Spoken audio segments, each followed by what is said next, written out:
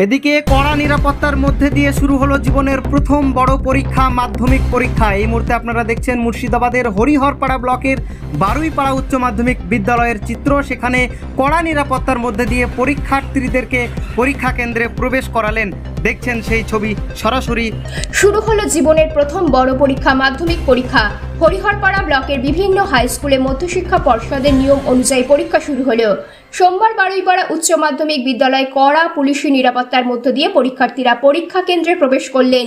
মধ্যশিক্ষা পর্ষদের নিয়ম অনুযায়ী কোনো পরীক্ষার্থী মোবাইল ফোন ব্যবহার করলে সমস্ত পরীক্ষা বাতিল হবে।